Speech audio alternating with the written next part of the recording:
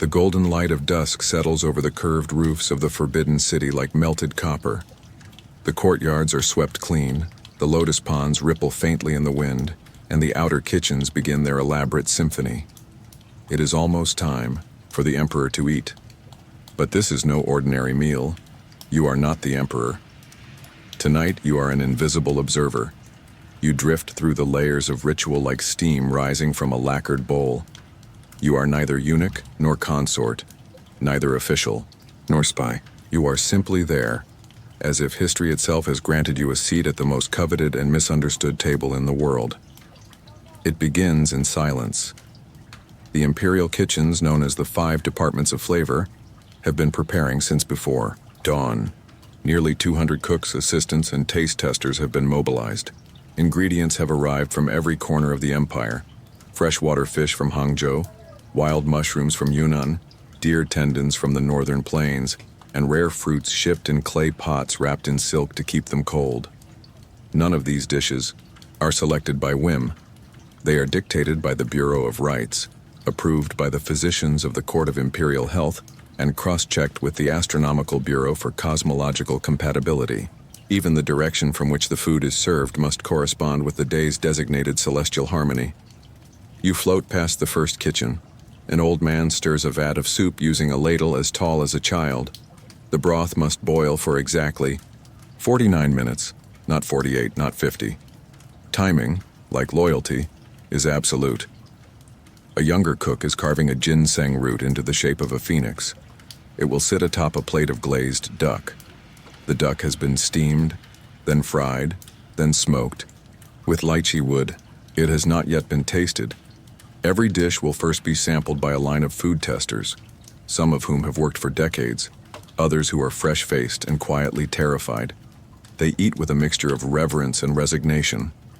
Their job is not just to detect poison. It is to preserve the stomach of the Son of Heaven from even the faintest imperfection.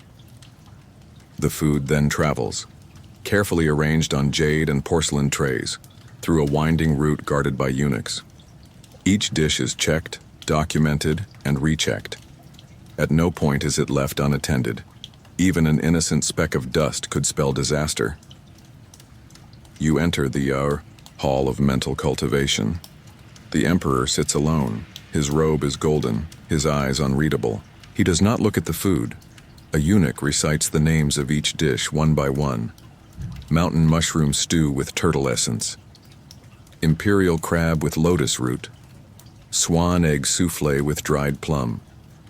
Sweet porridge with candied, gourd and dragon whisker sugar. The emperor nods once. Only then may he lift his chopsticks. But he does not eat as a man eats.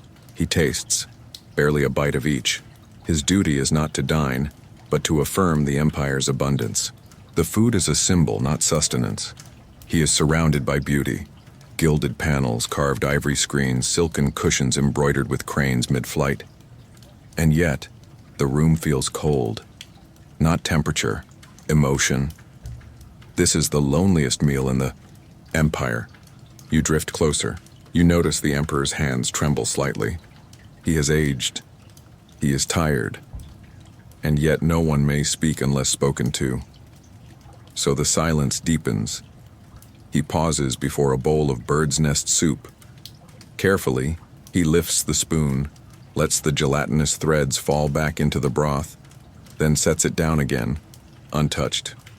You wonder what he thinks of. A boyhood memory? A woman he once loved? Or perhaps nothing at all? The courtiers outside wait in hushed anticipation. They are not interested in what he eats. They are interested in what he does after, which dish he finishes, which one he pushes aside, which one he requests again. These choices ripple through the palace like dropped stones in still water.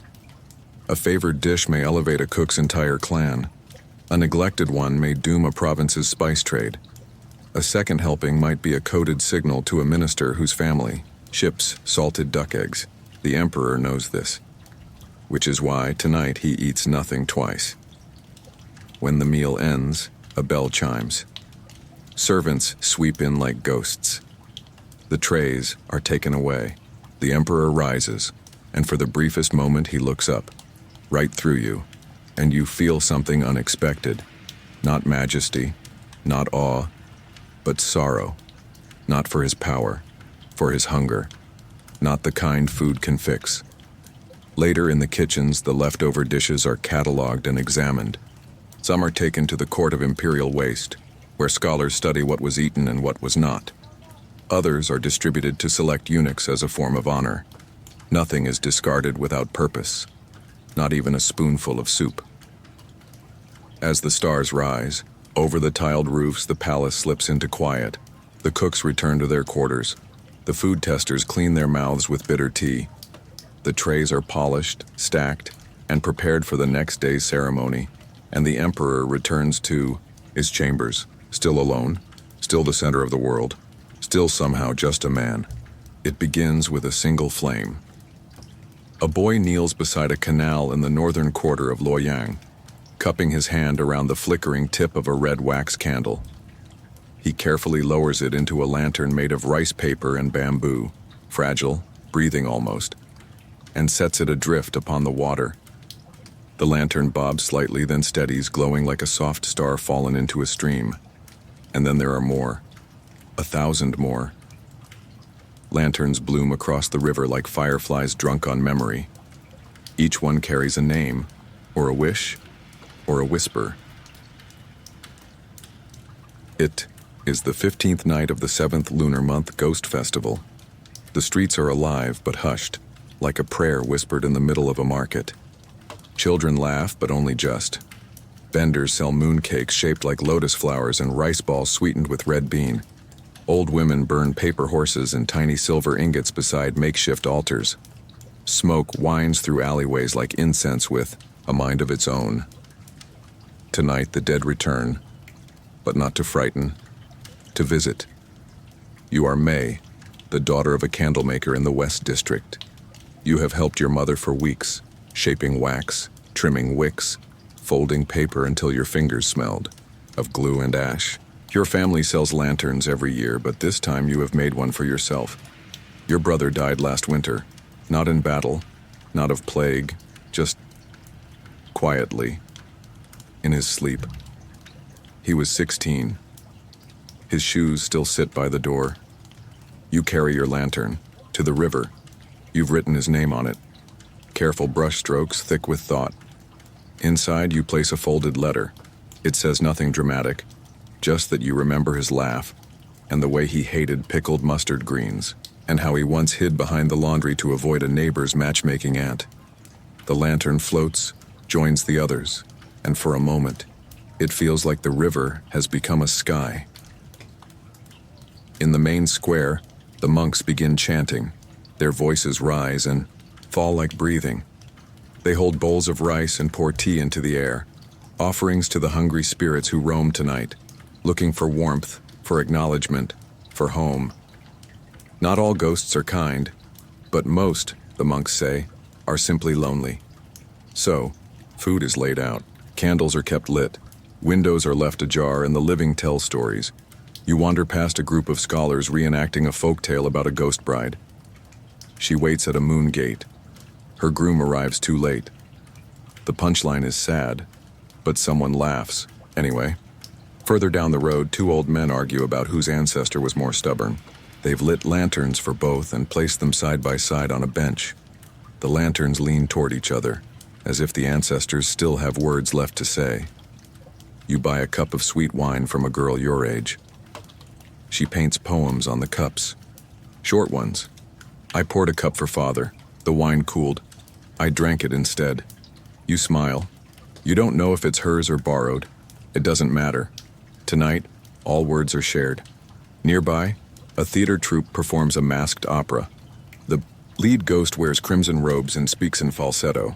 Children gather around, eyes wide, mouths full of sesame candy. You think of your brother again. He would have loved this part. The night deepens. The lanterns on the river thin as the current pulls them downstream. Some tip gently. Some catch on, reeds. But most sail steadily into darkness. In the quieter parts of the city, people light fires of joss paper. The air smells of cinnamon, sandalwood, and smoke. You pass a woman who sings softly to an empty stool. You do not ask whom she sings to. You bow and keep walking. At the edge of the temple district, you pause before a tall stone lion. Someone has tied a lantern to its paw. It sways slightly, casting shadows that look like dancing foxes. You remember a story your grandmother used to tell about a man who built a lantern so beautiful that even the emperor's ancestors came back just to see it. He kept it burning for 7 nights. On the 8th, he vanished. Some say the light carried him away. Others say he followed it willingly. You wonder if light has memory, if your brother will find his lantern, if ghosts ever get lost. As midnight nears, the monks ring the final bell. The streets do not empty but soften. People begin to drift home. You pass one final bridge, and there, to your surprise, is a figure kneeling by the water. He is placing a lantern on the surface with 2 hands, slowly, reverently. You can't see his face, but as you approach, he speaks. "We light the way because they once lit it for us." You nod. He does not look at you. The lantern floats out, and the night breathes. You return home, the scent of wax still in your clothes, your hair. You do not cry. Not tonight. There is something full in your chest. Not joy, not sorrow. Just presence. Before sleep, you place a second candle on your windowsill. Small, quiet, just in case someone you forgot is still looking. And outside, in the dark, the last of the lanterns flickers, and then fades. The heavens never spoke loudly in the Forbidden City. They whispered, through winds that bent the cypress trees just so, through cracks that appeared overnight in white jade tiles, through birds that flew too low or too straight or too early in the season. But sometimes heaven raised its voice. And when thunder echoed above the palace roofs, men in silk robes trembled more than soldiers at the city gates. Tonight, you are an apprentice in the court of auspicious signs. You sweep the observatory halls. You prepare inkstones for senior diviners. You arrange animal bones used for interpreting dreams. You are not expected to understand yet, only to record. But even now, you feel it. The tension between logic and belief, between duty and dread. Earlier today, thunder shook the northern sky. It came suddenly, though the season was wrong. The wind followed, curling through the tiled courtyards like a serpent, and so the palace has gone quiet, not from fear of storm, but from fear of meaning. You have been told that thunder in the north portends discord among ministers. If it strikes again at sunset, it could signify ancestral anger.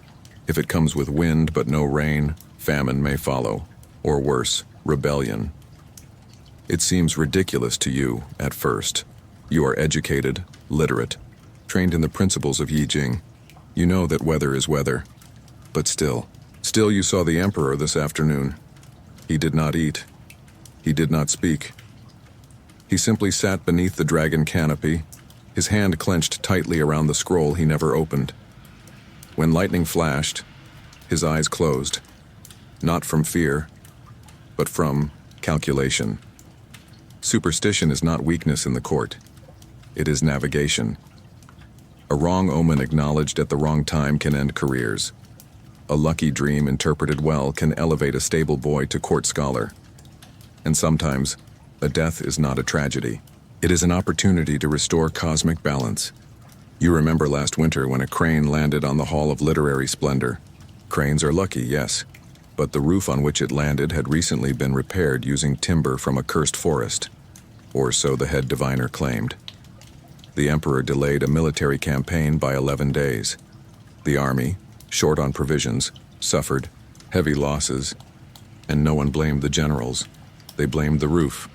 Tonight you assist Master Fei, the senior interpreter of celestial events. His beard is long, his eyes like lanterns half-dimmed by too much thinking. He studies a tortoise shell scorched in fire and points to a crack. This looks like the character for Guai. Strange. You ask gently what it might mean. He shrugs. It means someone will be accused of something they did not do. Probably soon. That is all. And yet, by morning, a junior chancellor will be imprisoned for accepting gifts he never received. Coincidence? You do not ask. Across the court, the Chamber of Omens keeps a running scroll of palace signs, birds, dreams, spilled ink, the way a candle flickers when a certain name is spoken. Today, the record is long. A concubine dreamt of a tree bleeding, silver. The emperor's horse refused water. The plum tree in the southern garden bloomed too early. A serving girl found a lotus with 13 petals. None of this is ordinary. None of it is dismissed. Even colors hold meaning. The color white, for example, is associated with death and mourning. When a low-ranked official wore white trousers to an audience, claiming it was due to laundry delay, he was reassigned to a grain counting post in the far north, where his letters home turned cold and rare. And so the court dresses not for fashion, but for fate. You recall once a banquet was canceled because the pattern on the dessert plate resembled a tiger eating the moon. That was the week the Empress fell ill. Master Fei claims there is logic behind it all. Heaven speaks, he says. The wise listen. The clever pretend they didn't hear. The doomed laugh. You do not laugh, because earlier today you saw something strange. As you passed the Hall of Longevity, you saw a sparrow hop inside, carrying a worm not in its beak, but clutched under its foot. A strange thing, a small thing, and yet it lingers. In your mind, you sketch it into the margins of your notebook, just in case. Later that night, a minister's wife goes into early labor. The child is born silent, then wails like thunder. The midwife whispers a storm child. The nurses make the sign against evil. The emperor hears of it by dawn. And you? You keep sweeping. You keep grinding ink. You keep writing. Because in this court, superstition is not only about belief, it is about storytelling. If heaven speaks through thunder, then someone must translate, and someone else must decide who listens, and someone, always, must pay the price. Before there was empire, there was tea. Not the drink we know now, served in porcelain with practiced grace, but a wild leaf. Bitter, tangled, sometimes chewed rather than steeped, sometimes burned like incense to purify a restless spirit. The first to boil it likely did so by accident or by desperation. A monk, perhaps. A hunter lost in fog. A widow seeking warmth from more than just the fire. And yet, by the Tang dynasty, tea had become more than survival. It had become obsession. Tonight, you are a tea courier. You travel by foot along the misted ridges of southern Sichuan, where the highest leaves grow in silence. The bushes here are old, older than memory, older even than story. They cling to the red earth like secrets. The pickers wake before the sun. Their fingers move quickly, reverently. No talking, no laughter. These are imperial leaves. Destined, not for market, not for merchant, but for the Son of Heaven himself. Your pack is light, but your burden is not. You carry the first spring harvest, known as the Imperial Dew, only the youngest tips. No older than 3 days on the stem, picked before the fourth bell of morning, washed in spring water, dried on silk stretched across lacquered trays, sealed in clay, bound with red thread, and marked with a single character, Shu, longevity. By the time it reaches the capital, it will be 6 days old. That is the limit. After that, its QE, its essence, begins to fade, or so the physicians say. The emperor believes it grants clarity, and perhaps something more. You arrive at the Palace of Nourishing Peace. Here, tea is not simply served. It is composed, like music. The tea master, a man named Han Yue, wears robes dyed with mulberry ash. He bows, barely. He opens your parcel. With a breath held in reverence, he does not speak for a long time. Then quietly, it smells like rain behind a waterfall. That is high praise. He sets to work. The water is drawn from a jade cistern deep beneath the library, blessed by 3 monks and filtered through silk. It is brought to a boil over almond wood coals, not pine, not bamboo. Pine imparts bitterness. Bamboo runs too cool. The vessel is porcelain, white with a single blue crane. The leaves are measured with a spoon carved from peach bone, and the emperor waits. He sits alone beneath a lattice of sandalwood and gold. He has eaten nothing this morning. His hands tremble slightly from age or from ritual or from something unnamed. When the tea arrives, he does not drink immediately. He inhales. Deeply. Eyes closed. It is not fragrance he seeks. It is memory. It is affirmation that the world for now still obeys the rhythms of the old stories. He lifts the cup and drinks. One sip, then nothing. The servants bow and retreat. The physicians take notes. The astrologers glance at the weather, and you, now dismissed, find yourself in the rear courtyard, watching koi circle beneath a moon bridge. You wonder what he tasted. In the city beyond the palace walls, tea is everywhere. Vendors hawk green pearls and roasted bricks in back alleys. Students steep bitter oolong while memorizing law codes. Courtesans offer jasmine blends before painting calligraphy. Monks serve yellow buds before long meditation. Children chew tea candy made from leftover leaves and syrup. But in the court, tea is theory. Each dynasty has believed something different. The Tang valued freshness. They brewed for lightness and breath. The Song crushed it into powder, whipped it to froth, made it into competitions. Who could craft the finest foam? The Ming returned to clarity, crystal infusion. They used glass, prized color, whispered about the green that glows like jade beneath snow. But in every case, and out of beneath the rituals, beneath the poetry, there was the same question. Can tea grant life beyond the flesh? Some emperors believed yes. One Tang emperor, fearing death, ordered his tea mixed with ground pearl and deer antler. Another consumed only tea blessed by Taoist priests, filtered through gold, and served in bowls made of black lacquer dug from cursed trees. One died at 43. Another vanished during a storm. But the search never stopped. You remember the story of a servant girl who brewed a cup for a visiting scholar. He wept after one sip, claimed he saw his mother's village in the steam, married the girl, left the court, lived to be 98. You don't know if it's true, but you believe it. Tonight, back in your modest quarters, you brew a cup from leftover leaves. The color is pale, the aroma faint, the taste quietly bitter. You drink, you close your eyes, and for a moment, just a moment, you hear rain behind a waterfall. They say the imperial harem is a garden of silk and song. They are only half right. Tonight, you are not a concubine. You are a seamstress, assigned to the Hall of Eternal Harmony, the western wing of the Forbidden City, where the emperor's lesser consorts reside. Your job is simple: to mend, to measure, to sew.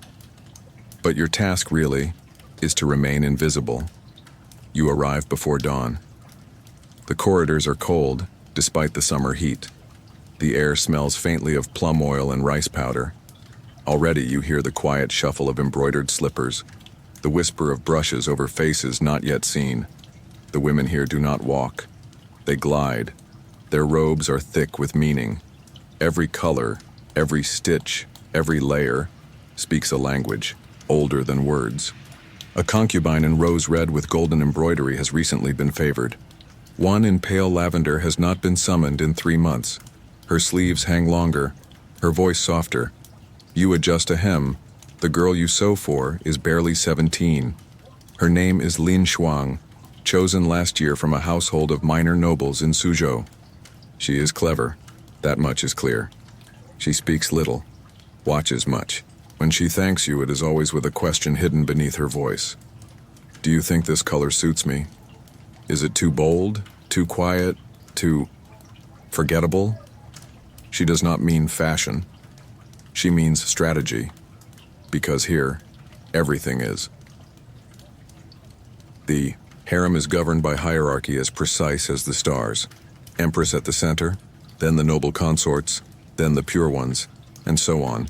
Each rank a rung on a ladder too narrow for 2 feet. The ladder leads only in one direction, up, if you are lucky. Out, if you are clever, or down more often quietly and without announcement.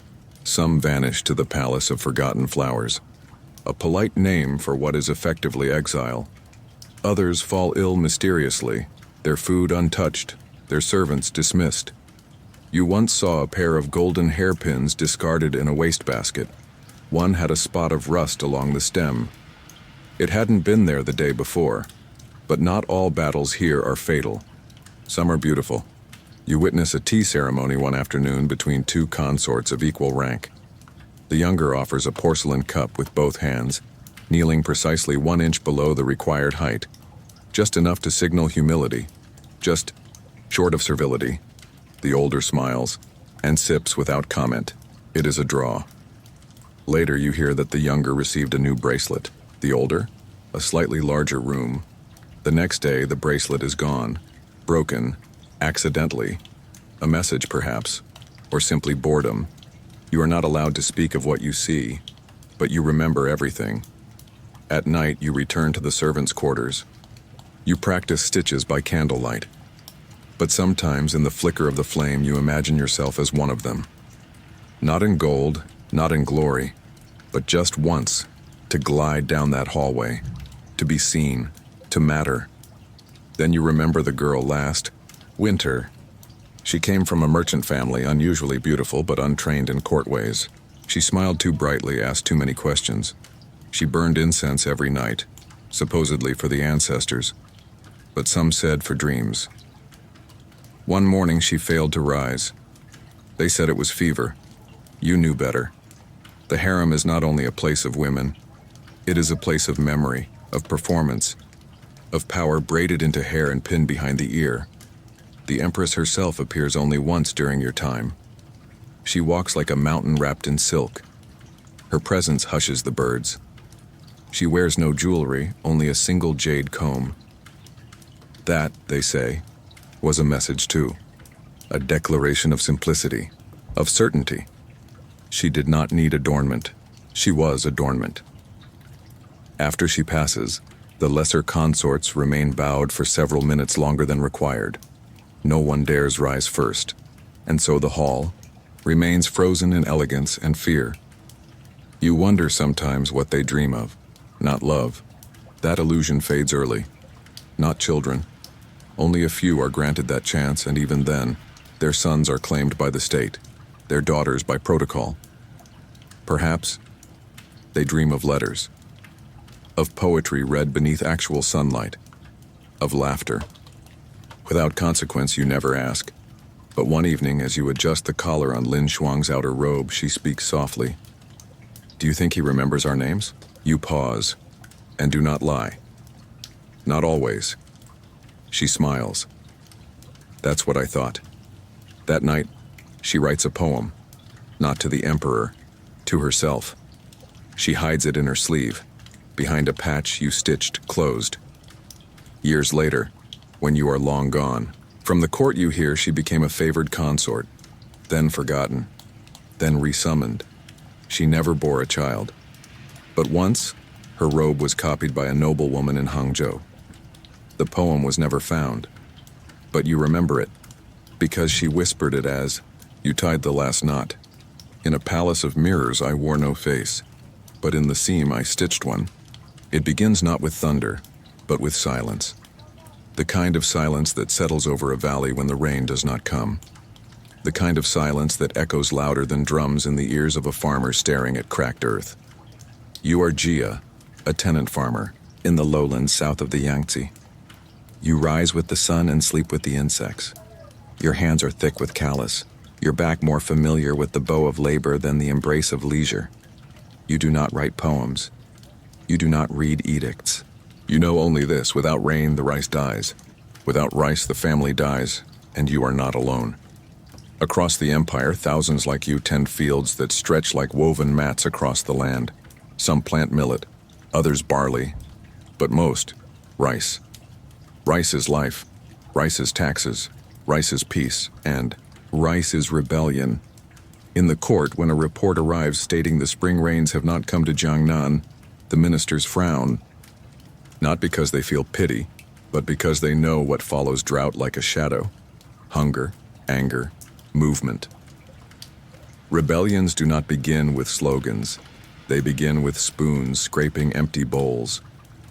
Back in your village, the soil has turned to powder. The irrigation ditches, once clever and flowing, now echo with the skitter of lizards. Your father, who has seen 6 emperors in his lifetime, says this is the worst he remembers. Your mother begins offering incense twice a day, once to the ancestors, once to the clouds. The temple bell rings not for worship, but for water. The local magistrate appears in silk boots, stepping carefully between your neighbors dying. Stalks. He announces that the emperor has issued a decree. Heaven has withheld rain as punishment for our collective faults. The Son of Heaven shall fast, and so should we. You fast, but not in solidarity. You fast, because there is nothing to eat. Within weeks, the old begin to fade. Children are thinner. Eyes grow sharp. Voices dull. A whisper starts. Not loud. Not dangerous. Just a question passed from one cracked lip to another. Do you think the emperor knows? Then another. Do you think he cares? Soon you hear of caravans stopped, of grain stolen, of roads blocked not by guards, but by men with farming, tools turned sideways. No banners, no battle cries. Just one phrase scratched into the walls of an abandoned tax office. If heaven will not feed us, we feed ourselves. Back in the Forbidden City, the astrologers speak of imbalance. They note that the red star has shifted east. They whisper that the dragon constellation has lost a scale. The emperor orders a white ox sacrificed at the Temple of Earth, but ox blood cannot irrigate rice. It rains, once. A shower so brief it's swallowed before it lands. Enough to muddy boots, not fill a bowl. Your uncle is arrested for hoarding. The charge is not proven. The sentence is not explained. The next day, his house is given to a lesser magistrate. You begin to think about leaving. Some already have. They walk north toward rumors of wet fields, toward cities with better roofs, toward uncertainty that still feels less cruel than certainty. You stay, because someone must tend the seeds, even if they do not sprout. Then comes the second season of failure, and the third, and something breaks, not loudly, not in fire, in footsteps. You join them, a line of villagers, once farmers, now a band of wanderers. You carry not weapons but memories, your father's sickle, a cracked jar of last year's pickled greens, a dried lotus petal your sister once used as a bookmark, back when stories still mattered. You reach a town where the tax office has been burned. The local guard has fled. A man named Liu stands on the steps. He does not shout. He does not boast. He says only, "No emperor tills our soil. No official fills our pot. Come." And they come. You come. What begins as survival becomes a name, then a group, then a cause. In the capital, the court is divided. Some say this is a local disturbance.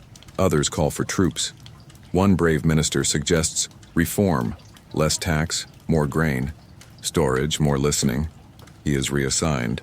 The emperor orders rain ceremonies increased, more incense, more fasting. It does not rain. The rebellion becomes a movement. The movement becomes a march. By the time the imperial army arrives, it is too late. You have learned to fight, not with skill, but with resolve. More importantly, you have learned to speak. You do not say down with the emperor, you say up with the farmer. And people listen. The dynasty does not fall overnight. It wilts, like a crop forgotten by the clouds. Years later, you live in a new province, under a new banner. You no longer fight, you farm again. The rains are kinder now, but you never forget. Those dry years, when rice turned to powder, and men turned to thunder. There is no ticking in your world. No hum of electric clocks, no glowing numbers on screens, no alarm set for 6:30 a.m. because tomorrow is Monday. In your world, the world of Imperial China, time is soft, elastic. It moves not by seconds, but by scents, shadows, and songbirds. You are a student in the capital, 21 years old, preparing for the civil service exam, and you live without hours. Time for you begins with light. At dawn, when the rooster cries from 3 courtyards over and the kitchen begins to clatter softly, you stir. Not because something woke you, but because the sky has changed color. It is now the hue of steamed tofu, pale, warm, familiar. You rise with the day. Your teacher, Master Liang, says time is like tea. Too rushed, it scalds. Too slow, it cools. The wise sip it. You do not yet sip. You gulp. You cram texts into your mind like rice into a traveler's pouch, afraid of losing minutes that cannot be measured. But even so, you live by signs. The first study period begins when sunlight hits the 3rd floor beam on the west wall, a thin line of gold across wood. That is your bell. At the end of this period, your neighbor's parrot begins to chatter, not by design, but reliably, as though it too is bound by routine. Then there's the incense. Your tutor burns 1 stick, per lecture. Each lasts about half an hour. When the scent begins to fade, you know your answer must be written soon. The rising curl of smoke becomes your hourglass, and you begin to recognize the difference between beginning smoke, playful and eager, and dying smoke, thin, reluctant, almost apologetic. Midday arrives not by watch but by stomach. The rice cookers hiss. The neighbor begins singing while washing her vegetables. A small gong rings in a nearby courtyard. Afternoon is marked by shadows. You notice when the shadow of the plum tree outside the study stretches across the koi pond and touches the stone turtle. This means it is time for tea, not because someone declared it, but because the shadow has reached agreement. You sip slowly. Time, after all, now tastes of jasmine. Officially, the empire divides the day into 12 double hours called Shi-Chen, each named after an animal of the zodiac. The first begins at 11 p.m., known as the hour of the rat. It is the hour of plotting, of whispers, of dreams curling into shape. Morning is the hour of the rabbit, between 5 and 7 a.m., when dew still clings to the grass and scholars scribble. Before the city wakes, evening is the hour of the rooster, between 5 and 7 p.m., when the sky begins to blush and incense returns to the altar. Night is watched by the clepsydra. You've seen one once, a water clock inside a government hall, dripping steadily from one bronze vessel into another, marked not by hands, but by flow. It is beautiful, impractical, mysterious. You think of it often as you study deep into the evening by lamplight, with your notes covered in brushstroke reminders. Finish before the second oil change. Because even lamps are clocks in their way. The first wick gives you 2 hours of study. The second warns that midnight is near. And when the flame gutters once, twice, and dies, you sleep. At night, your dreams are untethered by time. You drift through hours as if they are rooms in a house, some short, some endless. You wake before sunrise not knowing how long you slept, only that it was enough, or not quite. There is a comfort in not knowing, because knowing would mean measuring, and measuring, your master says, invites worry. Still, time is not lawless. The eye. City runs on rhythm. Market stalls open at the tiger hour. The night watchmen strike drums at each turn of the water clock, calling out the changing gang, 5 night divisions that divide the dark into guard shifts. First watch, second watch, third. When the 5th watch begins, bakers rise. You smell sesame and scallion on the wind. You stir again. Your whole life, then, is a dance with time's clues. A certain bird calling from a roof. The way your teacher clears his throat before announcing a break. The moment the sun warms the tile beside your left elbow. Each one, a note in an unspoken song. There is a poem you love, pinned above your sleeping mat. The shadow moves not faster than the crane. The tea does not ask what hour it is. I measure my day by the flicker of flame and the return of the cicada. You do not know who wrote it, but you suspect they lived well. One day you pass the exam, not because you mastered all knowledge, but because you learned when to stop writing. Your final stroke dried as the last incense thread vanished into the air. The examiner, impressed by your timing, says only, "This one listens to the day." You smile. Years later, long after titles and posts and gray hair, you still wake not to bells, but to the shape of light on your wall. You no longer gulp your tea. You sip. And somewhere, the parrot still chatters, and the plum tree still draws its long, slow shadow. They called him Iron Owl, not for the armor he wore, which was plain, nor for his eyes, and which were kind, but because he never slept, not fully, not like the others. You are one of his scribes, tasked with recording letters that would never be sent, orders that shifted like dunes, and victories that felt more like survival than glory. The year is uncertain. The dynasty? Tang, perhaps, or early Song.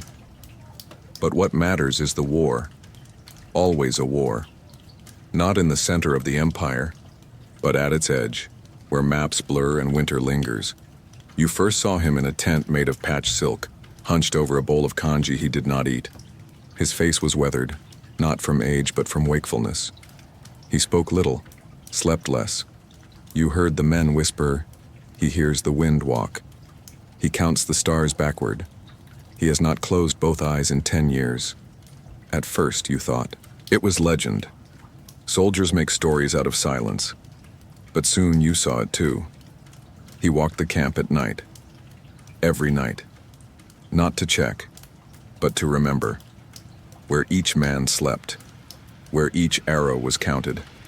Where the horses shifted when clouds passed the moon. You once asked him why. He replied, "Because the sky does not sleep, and neither do the things that wait beneath it." You didn't ask again.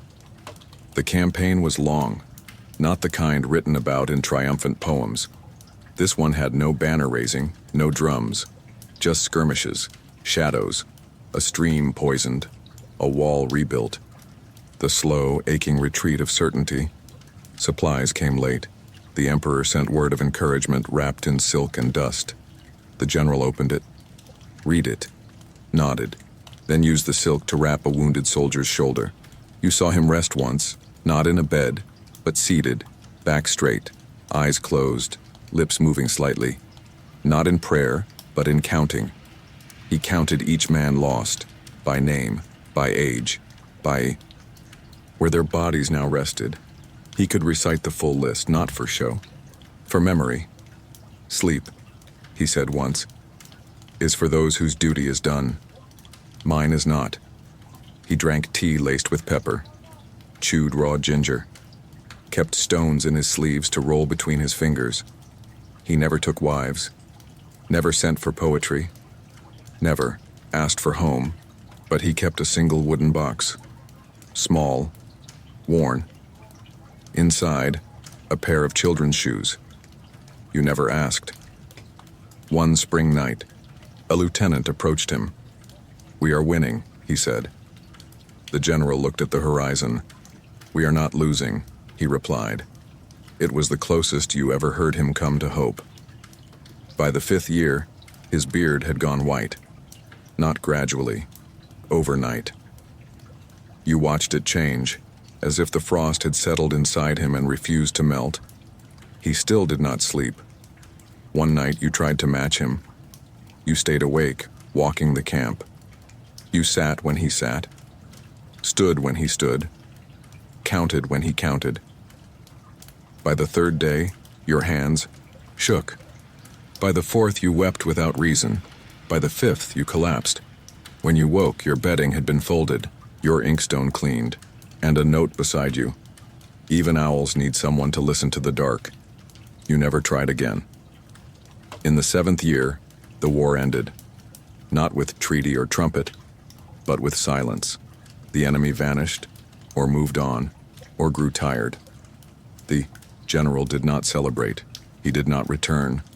He requested to remain at the border as inspector, as ghost. He became part of the land. The garrison obeyed. He sent no letters home. The emperor offered a title. He declined. "Sleep is reward enough," he wrote. But you heard, from a messenger, from a cook, from a monk passing through, that he still did not sleep. He wandered the walls each night, sat under stars, watched the grass sway. In time, the men gave him a room. They filled it with wool blankets, soft cushions, a bamboo pillow perfumed with lavender. He used the pillow to prop up his maps. He slept on the floor. Years passed. Fewer soldiers remained. Fewer wars needed watching. You visited once, long after your service ended. He was older now, thinner, but the same eyes. You bowed. He looked up. Still writing? He asked. Not as much. You replied. He nodded. That's because you've learned what doesn't need saying. You stayed for one night. In the quiet, you heard him move, felt the shift of air as he passed. But in the last hour before dawn, just once, you heard nothing. No steps, no turning, only stillness. You rose quietly, pushed open the door to his room. He sat upright as always, but his head rested gently to one side, his hands still unopen, and his eyes finally closed. At his feet, a single parchment, blank. Above him, the stars. Below, silence. And in that silence, peace. To rule an empire, one must hold a brush, not a sword, not a bell, not even a voice. A brush, dipped in ink the color of midnight tea, moved gently across rice paper, crafting laws, appointments, grain allotments, and sometimes poetry. Tonight, you are such a man. You are Zhou Ming, third assistant scribe of the Right Rectification Hall, residing in a narrow chamber just behind the Hall of Administrative Harmony. Your robe is plain, your inkstone worn. Your daily view consists of scroll shelves, your fellow scribe's quiet coughs, and the occasional startled butterfly that finds its way in through the northern window. And yet you hold power, not the power of decree, but of detail. You decide if a merchant's license is renewed, if a village's harvest is recorded accurately, if a minister's letter is forwarded to the emperor or returned for further clarity. A polite way of saying, make your lies prettier. The palace itself is quiet at this hour. Your shift begins at the hour of the rabbit, between 5 and 7 a.m., when the light is still soft enough to smudge, and the minds of bureaucrats are less likely to argue. You arrive early. You clean your brush. Light a stick of cedar incense. Adjust your seat cushion. You remove the protective cloth from the document you've been working on. A multi-page land grant detailing a river dispute between two provinces who both claim the same bend in the Yao. Jiangxi. The map is exquisite, you did not draw it. A court cartographer with hands steadier than memory did. But you must match your script to its elegance. Every stroke must be correct. Not only correct, identical. The imperial script requires uniformity. Deviate too far in the curve of your shan, mountain, and someone will think you're editorializing. And that is dangerous. Even your fellow scribes are cautious. They rarely speak above a whisper. Some chew ginseng roots to stay alert.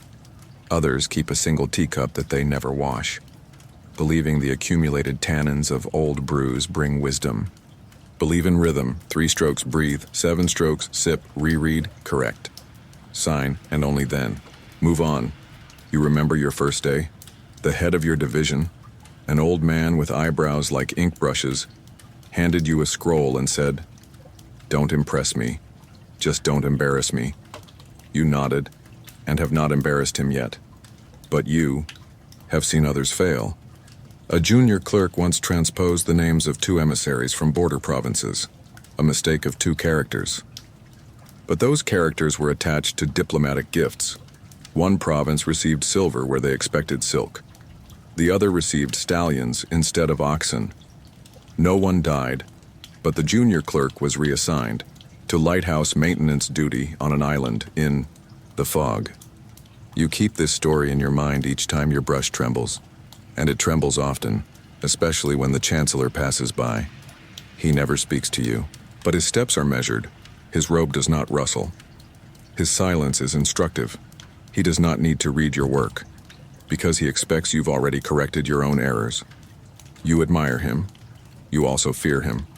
You suspect he knows the name of every scribe who has worked here in the last 20 years. You also suspect he remembers which one failed to indent properly on the lunar calendar revision of the previous dynasty.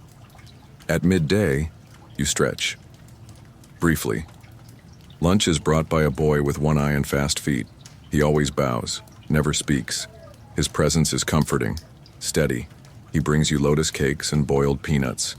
You eat slowly with chopsticks over a ledger, because even your chewing must not blot the page. Afternoon brings the work of review.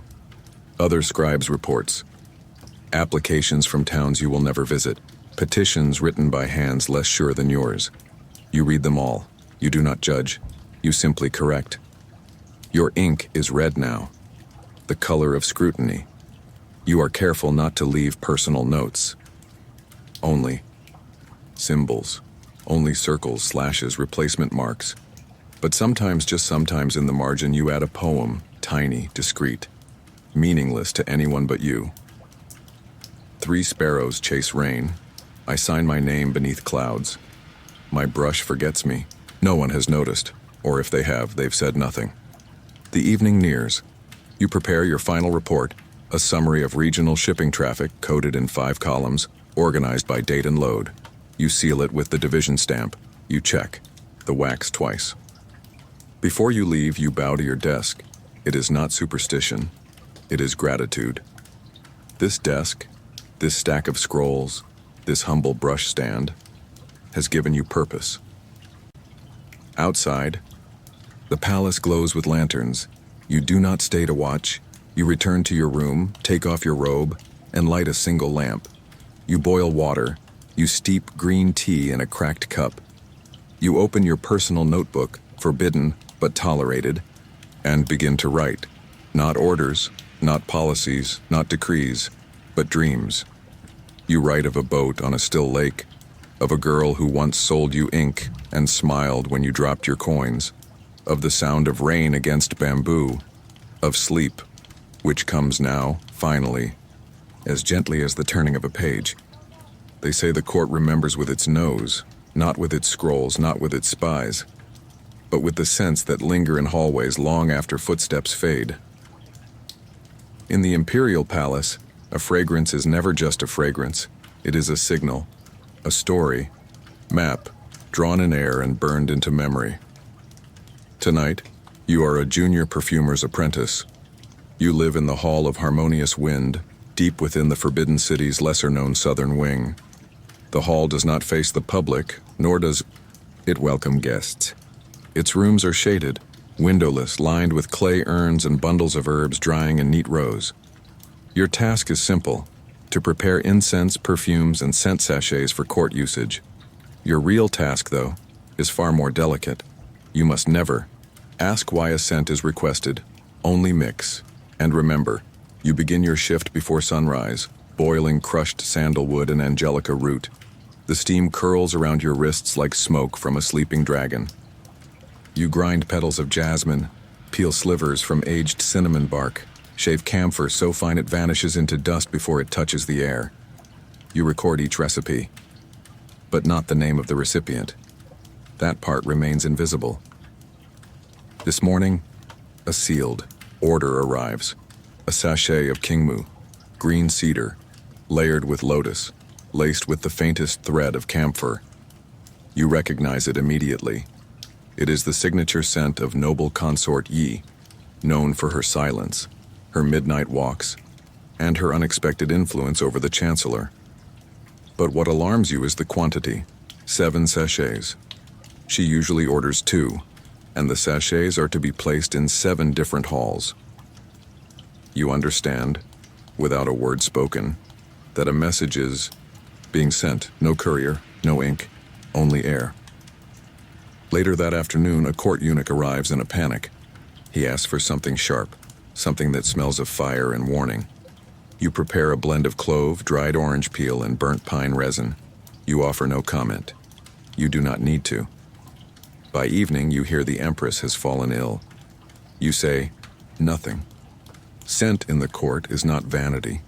It is a political instrument. Each concubine has a signature fragrance, not assigned, but claimed. Some favor softness, peony, orchid, rainwater steeped with vanilla bark.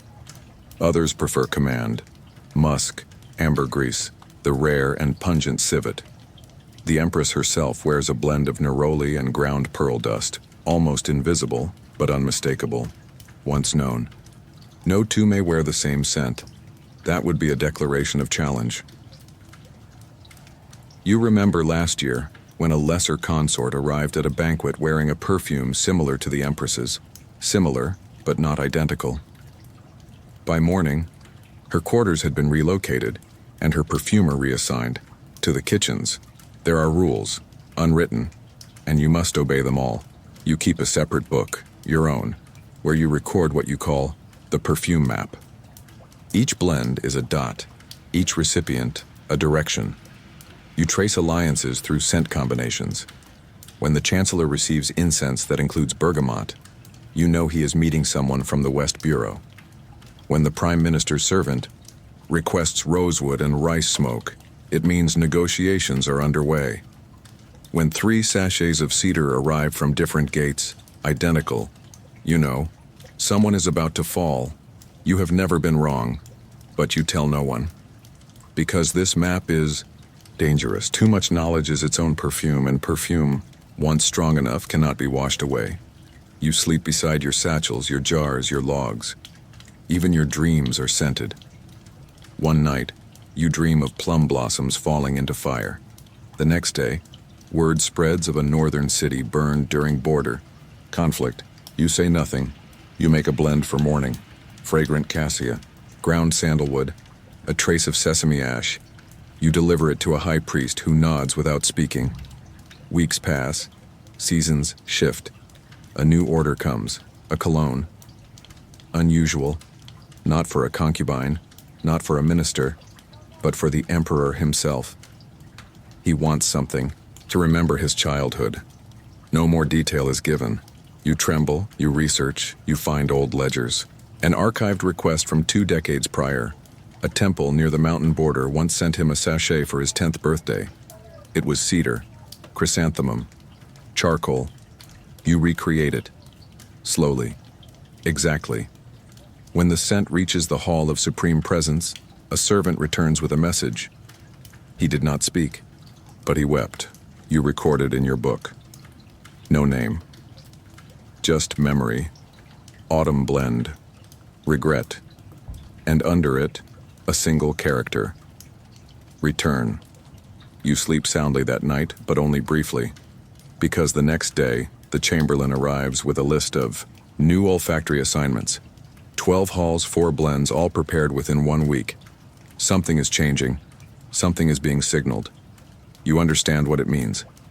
Not through orders, but through scent, and your map grows, 1 breath at a time. He was 5 years old when he first touched the brush. It was not soft, not magical, just an old bamboo handle, smoothed by time and oil, bristles uneven, ink-stained fingers holding it like something sacred, or like a sword. His name was Shen Yi, the youngest son of a county tax clerk. His father wore plain robes. His mother rarely smiled. But on his 6th birthday, she tied a red string around the brush and whispered, "Learn, and the world will not forget you." He didn't understand then, but he nodded. In his village, childhood ended early, or rather, it was simply never given the chance to bloom. While the wealthier boys in the capital played games with carved dice and silk kites, Shen Yi spent his mornings grinding ink on stone, his afternoons copying the 3-character classic, and his nights listening to his father recite Confucius by lamplight. Filial piety is the root of virtue, his father would say. Eyes closed, voice like worn wood. Shen Yi repeated the line until it no longer meant anything, and then slowly it began to mean everything. He sat on a straw mat, knees aching, spine straight, bamboo brush gripped tightly as he practiced calligraphy on discarded paper. The first character he ever wrote was Ren were person, 2 strokes, 1 falling, 1 following. His teacher, Master Q, tapped the table. Balance the falling with the standing. That is the lesson. At 8, he was tested daily. How many dynasties ruled before the chin? How many strokes in the character righteousness? Why must the eldest son offer incense before his father's grave and not the youngest? He did not always know the answers, but he learned the rhythm. Question, pause, bow, answer, correct, repeat. He did not play, not as you might imagine. His toys were abacuses, ink boxes, counting rods, and wooden stamps shaped like dragons and tigers. Sometimes, he traced the dragons with his fingers and imagined them flying, but only in silence. Laughter was rare. Only the cook's son dared to laugh during meal times. Once, until he was caught mimicking the chancellor's crooked gait with a soup ladle. He was not seen again. At 10, Shen Yi memorized all 305 poems in the Book of Odes. By 11, he could quote them backwards. By 12, he stopped quoting them at all. Not because he forgot, but because he wanted them to belong to him, not to his tests. On his 13th birthday, he was summoned before the village scholar official. The man sat behind a screen of carved pine, face mostly in shadow, voice high and precise. "What is the purpose of education?" Shen Yi replied. "To know my place in the world." The official paused, then laughed softly. "Good. Most boys your age say, to serve the emperor. But we both know how many ever do." Shen Yi left confused. That night his mother boiled sweet rice. His father said nothing. But at dawn, a courier arrived with a scroll. It bore the seal of the regional academy. He had been chosen, selected for scholarship. 1 seat, among 84 boys. He would leave within the week. The journey took 5 days by foot and boat. He packed 3 things: his bamboo brush, a red thread, a folded poem. He had written in secret, "I sleep beneath the crane's call. My ink dries before the stars. Let my name be wind, if not carved in stone." He never showed the poem to anyone. At the academy, time moved like oil down porcelain, thick, slow, unforgiving. He rose before the rooster, washed with cold water, recited aloud until his throat cracked. He was no longer the best. He was the 43rd. Sometimes, 44th. One boy, Liu Jiang, had a memory like a flute, fluid and perfect. Another Bo-an could write without stopping for breath. Shen Yi watched, listened, imitated. He sharpened not only his calligraphy but his stillness. When others slept, he rewrote passages by moonlight. When others joked in the garden, he wrote letters to no one, in a book he never intended to send. At 15, he sat for the prefectural exam. He passed. At 16, he wept. Not because he was happy, but because he realized he could no longer remember what he looked like when he smiled without thinking first. He was sent home, briefly. His mother had gone blind. His father's hands shook too much to hold chopsticks, but when they saw the silk certificate, they both nodded. His mother said, "You belong to paper now." He understood. Before he left again, his father handed him a new brush, polished wood, soft bristles, but Shen Yi still packed the old bamboo one, wrapped in red thread. Snow falls differently in the north. It does not drift or dance, it settles, heavily, quietly, as if the sky itself has grown tired and wishes only to rest. You are Wen, a retired scribe in a border outpost once important, now forgotten. You were once assigned to the Grand Secretariat, your ink used to record appointments, border decrees, imperial wedding notices. Now, your hands still move, but no one waits for what they write. So you write letters, not reports, not memos, not edicts, just letters. And you never send them. It began the winter after your retirement. Your fingers ached from stillness. Your thoughts were too noisy.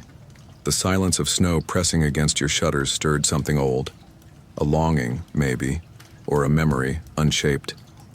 So you boiled tea, lit a small lamp, and wrote. To Jun, I remember the last time we saw each other. You adjusted your robe twice before saying goodbye. I never asked why. I think I knew. You folded it, set it aside, then wrote another. To my son. You are 20 now. If you still curl your lips when concentrating, I hope someone notices. I never said I liked that about you. But I did. You did not know who would read them, so you wrote more. 1 per day. Some long. Some only 3 lines. Some sealed. Some left, open as if needing breath. Each night after tea, after checking the lock on the door twice, once for safety, once out of habit, you would sit, dip your brush in ink, and begin again. To my teacher, I forgive you for the slap. I know. Now it was the only language you had left. The paper was always white, the ink always black. But when snow began to fall, you sometimes wrote directly on it, using melted tea for ink, your finger as a brush. Those letters vanished before the second wind, but they were the most honest. You never told anyone about your writing until the boy arrived. His name was Liang, sent by someone in the capital who remembered you, perhaps out of duty, perhaps pity. He was to deliver firewood, sweep the study, and keep the teapot full. He was clumsy, but curious. You found him once holding a letter. Who is she? He asked. You said only, a name I forgot how to say out loud. He did not ask again, but he began to bring you paper, old scrollbacks, market wrappers, even temple offerings never used, anything that could hold words, and so the letters continued. To the man who sat beside me at the exam, you chewed the end of your brush. You failed. I passed. I never knew your name, but I remember your sigh. Some were addressed to no one. To the moon. I wish you blinked just once. To the wind. You always arrived when I couldn't speak. To my younger self. Yes, it was worth it, but you'll lose more than you win. Write anyway. 1 evening, Liang asked if you regretted not sending any. You smiled, then said, "Sent letters require answers. These don't." He looked puzzled, but he nodded. He began to help, not with writing, with folding, sealing, organizing. By winter's end, you had over 300. Some you burned, some you buried in snowbanks, one you tied to a kite and let the wind carry it over the ridge. None were mailed, yet all were delivered in their own way. Your final letter was written during a storm. The ink froze slightly on the tip, but the words came clearly to the snow. Thank you for staying when no one else did. When I'm gone, I hope you remember where I sat. You folded it, left it unsealed, placed it on the windowsill. In the morning, it was gone. Liang found your body seated at your desk, your head resting gently on the sleeve of your robe. No signs of struggle, only peace, and a room filled with letters. He read some, then stopped. He packed the rest into a wooden box and walked south. Years later, a scholar in Suzhou discovered the box in a market. He opened one letter, then another, then another. He copied the words into a collection he called Letters to No One and Everyone. He never claimed authorship. He never claimed to understand them. But when asked why he published them, he said, "Because even unsent words deserve breath. To hold a piece of imperial porcelain is to hold a secret, not just beauty, not just history, but silence. The kind that comes from shattered attempts, burned fingers, and nights where thunder echoed across the kiln yard like the wrath of forgotten gods. Tonight you are a potter's apprentice in Jingdezhen, the porcelain capital of the empire. Your name is Mei. You are 16, and you have never held a perfect bowl, only fragments, always fragments. The workshop rises from the riverbank like a dragon sleeping beneath ash, roofs patched with kiln dust, walls warm even in winter, the kiln itself, called dragons, breath by the older workers, is long, curved, and always hungry.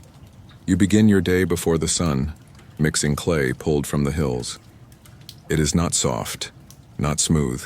It clumps like doubt and sticks to your sleeves. You knead it anyway, again and again, until it yields. Your master, old G, watches from his bench.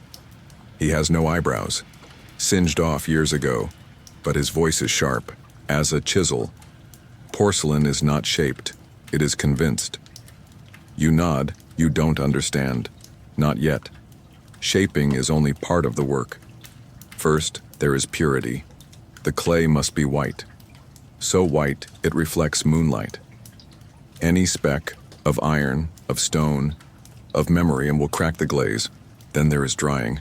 The bowls once thrown must rest under gauze for 3 days. Too fast and they warp. Too slow and they sag. The air must be right, the wind must be still, the silence must be thick. Then glazing, a mixture of ash, water, crushed glass, and prayer. If mixed wrong, it turns yellow. If stirred too long, it bubbles. If touched by oil from your skin, even once, it will blister under heat. Then, of course, there is the kiln. The fire decides. It always decides. The temperature must reach exactly 1300 degrees. Not more, not less. The pots are loaded carefully like soldiers marching into judgment. Once inside, the kiln is sealed, and you wait. For days, you watch the sky. If thunder comes during firing, it is a bad sign. The old ones say thunder stirs the earth spirits. They say it unsettles the balance. They say that's why half the best pieces crack. You don't believe it until it happens. Your first plate, thin, delicate, painted with a heron you copied from an old scroll, goes into the kiln with 8 others. On the second day, the sky grows restless. By nightfall, thunder rolls over the hills. You whisper a quiet apology to the fire.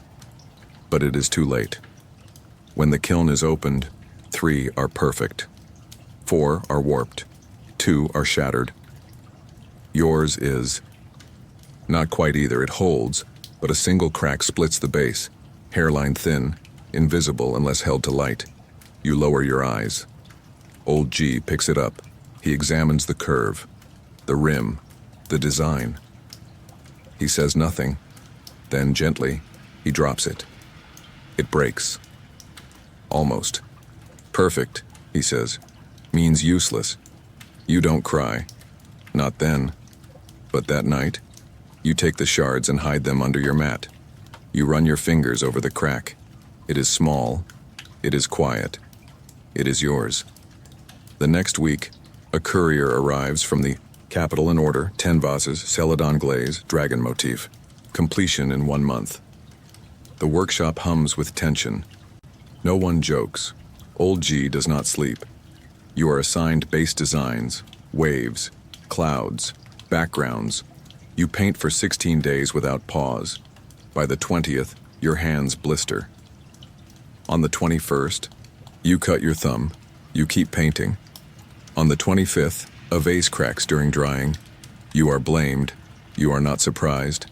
Old G looks at you. The fire watches. So must we. You nod. But inside, you are tired. Not of work. Of chasing something that disappears every time you get close. Perfection. It feels like a joke told by fire. But then, one day, a vase emerges from the kiln, and it holds. No cracks, no blisters. The glaze is smooth, like melted jade. The dragon dances across its surface, each scale sharp as breath. Old G smiles. For the first time in your memory, he lifts it, turns it, and says only, "This one will live forever." You wonder, what does that mean? Later that night, you sit beside the river holding one of your cracked bowls. You do not hate it.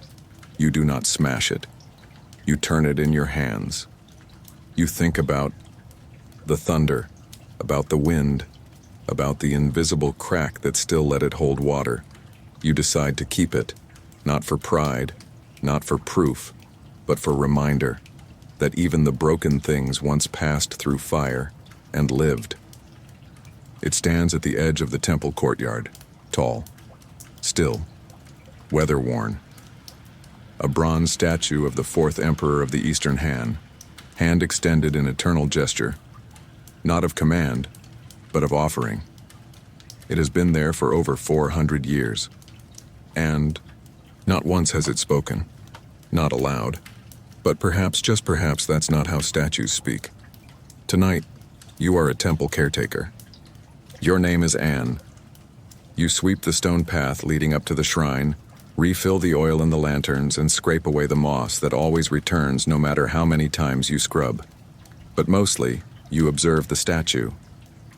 You do not pray to it. You are, not sure anyone does anymore. Children used to bow before it. Elders left oranges and incense, but over the years, visitors have thinned. They pass by now without looking up. And when they do, their eyes slide off the bronze face like water on stone. But you stay. Each morning, before the sun crests the temple roof, you sit before the statue and offer a cup of warm tea. Just in case. You've read the inscription 100 times, he who brought order after flood, who judged not with sword but scale, who spoke last and always with calm. Let him be remembered not for power but for silence. You think about that last line often. Most emperors are remembered for wars, reforms, consorts, disasters. But this one, Emperor Han Zhao, is remembered for silence. A reign without scandal, without great building projects, without fireworks. Only calm. The statue too is calm. Its eyes are half-lidded. Its lips neither smile nor frown. Its robe flows gently, caught forever in a wind no one feels. You wonder, who sculpted it? Who chose this posture, this expression, and why? Then one day a scholar visits the temple. She is small, sharp-eyed, wrapped in a traveling cloak dusted with winter ash. She lingers by the statue longer than most. You offer her tea. She accepts. You sit together beneath the willow tree. She opens her notebook and begins to speak. Not to you, but to the page. There are only 5 statues of Han Zhao left in the empire. 4 show him seated. This one stands. That's curious. You ask why. She doesn't answer immediately. Instead, she walks around the statue. Look at the hand. Not clenched, not open. Slightly tilted, as if holding something once but no longer. She closes her notebook. I think this statue is not about what he was. It's about what he lost. That night her words echo. You look again at the hand. It is empty. Was it always? Or did it once hold a scroll, a lotus, a blade? The next morning, you climb the old records tower, something you've never done. In the dust, beneath scrolls of donation logs and tax receipts, you find a single sketch. Faded but intact. It shows the statue, but in the hand, a scale. Tiny. Balanced. You rush back down, and there, before the bronze, you stare. The hand is tilted, but the scale is gone. Stolen, melted, or removed intentionally. Suddenly, the silence feels different, not just stillness, but absence. The statue now seems less about rule and more about judgment withheld, choice withheld, speech never given. You begin to hear things, no voices, just rhythm wind through robes, the soft tink of a scale once hanging, the creak of a head slightly turned. You begin to speak aloud during your sweeping. Not prayer, not poetry, just stories. There was a girl yesterday. She dropped a coin by the shrine and didn't pick it up. I left it, maybe you'll use it. They say there's a rebellion 2 provinces south, no word from the capital. Thought you should know. The cat gave birth, 4 kittens, 1 all white. I named it Zhao. The statue never moves. But you swear one morning the moss grows only on the left side of its base, the side facing east, where the sun rises. You clean it more carefully that day. The scholar returns in spring. She brings with her a small scale, delicate, copper, handmade. She ties it gently with red string and fastens it to the statue's hand.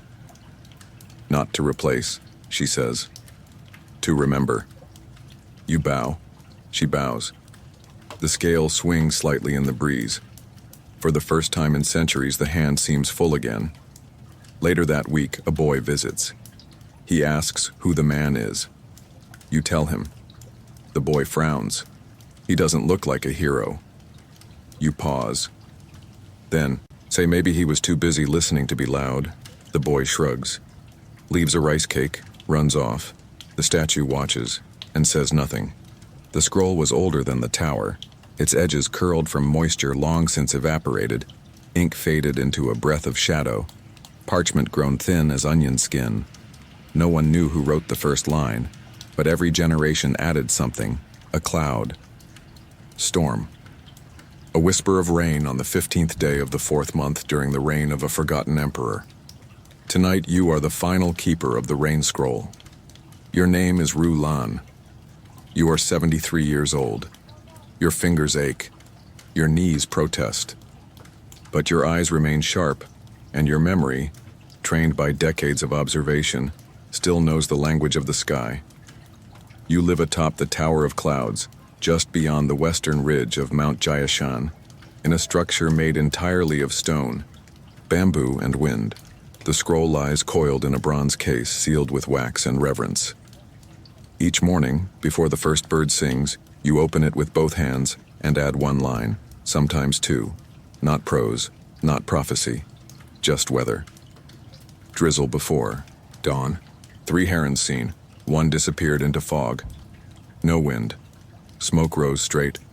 Child's kite stuck in pine tree. Heat without haze. Thunder without lightning. 1 cat howled. For most, weather is background. But for you, it is narrative. Your great-grandfather taught you to see it, not watch it, not feel it, but see it. In the way ants move before a shower, in the scent of moss just after the last cloud has passed, in how a certain shade of blue in the morning sky foretells rain by sunset. You learn to listen, to wait, to never guess, and to never hope. Hope is for poets. You are a recorder, not a seer, but others believed. In the capital, ministers studied old entries to time their announcements. They believed rain meant mourning, and so they postponed festivals. They believed east winds signaled betrayal, and so they reshuffled governors. And once, long ago during a drought, the emperor himself read a 5-word entry you wrote. Wind warm, sky pale, no birds. He ordered the building of 7 new granaries the next day. You never knew if your words helped.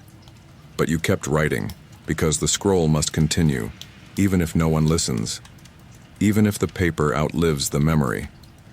This morning, the clouds are strange, not thick, not dark, just hesitant. They hover, undecided. You wait for rain. It does not come. Instead, the wind shifts 3 times in 1 hour, and the birds, sparrows, starlings, magpies, all vanish from the ridge. You, right sky waits. Wind changes mind. No feather in sight. You sense something, but do not name it. Even now, after so many years, you do not presume to know the sky, only to witness it. At midday, a messenger climbs the tower. This alone is rare. You've had 3 visitors in 20 years. This one is young, pale from altitude, voice trembling. He carries a decree, a request. The capital wishes you to return, to explain the scroll, to translate what it means. You do not laugh, but you do ask, have they read it? He says yes and no. They read the words, but not the sky behind them. You nod. You say you will come, but not today, because today the clouds are writing. Not you. You wait by the window. The first drop falls just after sunset, then another, then hundreds, thousands. It is not a storm, it is an arrival, a long-held breath finally released. You light a lamp, unroll the scroll, and add one more line. It rained. Finally, the mountain forgave something. You seal the case, tie it with gold thread, place it on the center table, and prepare your bag. In the morning, you will begin the journey to the capital. You will not explain the scroll. Not exactly, but you will bring it. And perhaps, if they are quiet, They will hear something between the lines, not your words. Not the weather, but the pause, the stillness. The truth that even rain must wait for its time, and even destiny must be watched, not summoned. The Empire does not sleep all at once. It sighs first, then turns over, then slowly, gently, begins to fade beneath its silk sheets of starlight and silence. You are no one tonight. You are not a scholar, not a soldier, not a child with a bamboo brush, or an emperor beneath a gilded canopy. You are simply here, present, invisible, watching as the final breath of a long, slow day leaves the body of a world still warm with memory. It is the last hour before sleep. In a quiet village by the Yellow River, an old woman places a bowl of congee on the windowsill. It is for her husband, gone 10 winters now. She doesn't believe in ghosts, but she believes in habits and in nightfall. She hums while ladling, a tune from when they first met. Something about plum blossoms and late snow. Far to the south, in the hills near Hangzhou, a retired tea master refolds the cloths in his cabinet. Each square holds the scent of leaves picked decades ago. He no longer brews for guests, only for himself. Tonight it is a yellow oolong aged in a clay pot. He pours it into a chipped cup and whispers, just enough for a dream. In the capital, the final lanterns are being lowered in the outer palace. There, flames pinched out one by one. A eunuch records the last names from the audience list. The emperor is already asleep, his head resting on a pillow embroidered with cranes. Or perhaps he only pretends to sleep. Eyes closed, breath measured, listening, still for the sounds of revolt or rain. Either way, no one disturbs him. Outside his chamber, a guard leans against a red pillar. His shift ends at the next bell. He does not count the time. He counts heartbeats. He counts breathing. He counts the way the moon reflects in the pool below. Across the city, the scent of burnt incense still lingers in temple halls. A monk finishes copying a sutra by moonlight. He rolls the scroll carefully, seals it with twine, and places it beside his mat. He bows once, not to a statue, not to a god, just to the act of ending, to completing something before the next beginning. North of the palace walls, a poet in exile gazes at his inkstone. He has not written for weeks. Not because he has nothing to say, but because he no longer believes anyone reads. Still, tonight, under a moon that seems unusually kind, he writes, I lived between two silences, the one before the wind and the one after the brush stopped moving. He doesn't sign it. He never does anymore. In a military post on the Empire's edge, a young soldier sharpens his blade out of habit. The battle he was trained for never came. His hands are steady, but his mind drifts to a letter he meant to write, to a fig tree outside his grandmother's home, to a girl who once gave him dried persimmon without speaking. He looks up. Snow. Just a few flakes. He smiles. A child, miles away, dreams of those same flakes. In his dream, they are not snow. They are rice falling from heaven, and he is catching them in his sleeves. His mother watches him sleep. She folds the corner of his blanket again, then sits in the doorway, warming her hands with a clay cup filled with ginger broth. In the next room, her father sleeps sitting upright as he always has, a former civil official now blind, now forgotten. In his dreams, he recites laws he once enforced. He forgets none of them, but he also forgets what year it is. The Empire does not remind him. It lets him drift. Back in the Forbidden City, a scribe places his final report into a lacquered box. He stretches his fingers. He drinks cold tea. He dips his brush one last time and writes on the back of a rejected scroll, Tonight the Empire is at peace, not because it chose to be, but because it is too tired not to be. He places the scroll under his cot. Tomorrow someone will throw it away, but not tonight. Tonight, it matters. Even in the countryside, even where roads have no names, night unfolds. A girl pulls a curtain closed, lays out her hairbrush and places a flower beneath her pillow. A farmer covers his ox with a tattered blanket and whispers a promise of spring. A midwife closes her eyes for the first time in 30 hours, one hand still wet with birth water. A teacher stops correcting essays and blows out his lamp. A boy reads aloud to no one. A cat curls atop an altar. The wind quiets.